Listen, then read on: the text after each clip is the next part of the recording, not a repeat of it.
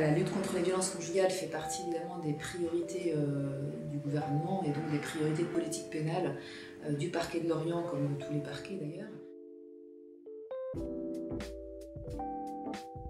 L'intérêt de ce Grenelle, c'est d'avoir pu remobiliser l'ensemble des acteurs, les faire se rencontrer, permettre une meilleure coordination, puis resensibiliser tout le monde sur l'importance de cet enjeu de la lutte contre les violences conjugales. Deux points extrêmement positifs. C'est d'une part l'amélioration de l'accueil des victimes de manière générale. Et à ce titre, il y a des lieux d'accueil et des points d'entrée pour les victimes qui sont partout sur le territoire, notamment sur le ressort du tribunal de Lorient. D'abord dans les gendarmeries bien évidemment et le commissariat de police.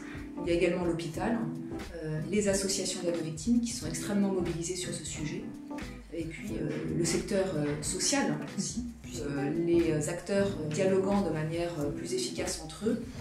On peut ainsi tenir compte, quel que soit le point d'entrée par lequel la victime va s'exprimer, tenir compte de cette situation pour la protéger et pour éventuellement réprimer évidemment ces violences. Le volet civil qui permet à la victime, accompagnée ou pas d'un avocat, accompagnée aussi parfois, et c'est souhaitable, en tout cas c'est une bonne chose par l'association d'aide aux victimes, de saisir le juge aux affaires familiales pour par exemple demander une ordonnance de protection. Le parquet peut également prendre l'initiative de cette ordonnance de protection et qui permet donc de prendre un certain nombre de mesures protectrices.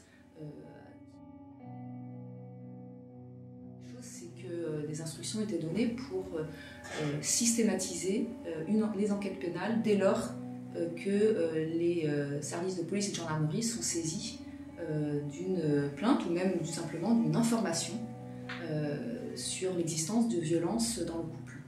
On va, et le parquet de Lorient, va faire une évaluation de la situation de la victime, la gravité des faits, et va pouvoir également, en cas de danger imminent ou grave, octroyer un téléphone grave danger qui va permettre de mettre en protection cette victime si l'auteur a été, si les mesures d'interdiction de paraître ont été prononcées à son encontre.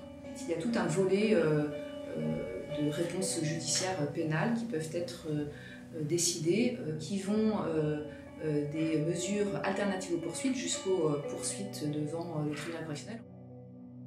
Que beaucoup de violences conjugales se produisent dans un contexte d'addiction, en tout cas de consommation d'alcool important. Et donc j'ai développé également en lien avec le parquet de Vannes, un programme spécifique dans le cadre des mesures alternatives aux poursuites qui s'appelle le PALCA, le programme d'accompagnement et de lutte contre les conduites addictives, qui permet un accompagnement des auteurs d'infractions dès lors que ces infractions ont été commises sous l'effet de l'alcool. Ce programme s'adresse à tout type d'auteurs, y compris donc les auteurs de violences conjugales. Évidemment, dès lors que les faits sont plus graves, le parquet s'orientera vers d'autres modes de poursuite, plus répressifs. Il y a d'abord la convocation avec placement sous contrôle judiciaire et éviction du conjoint violent du domicile. Et enfin, bien sûr, ces auteurs peuvent être traduits en comparution immédiate pour répondre des faits et pour, le cas échéant, faire l'objet de peines plus fermes.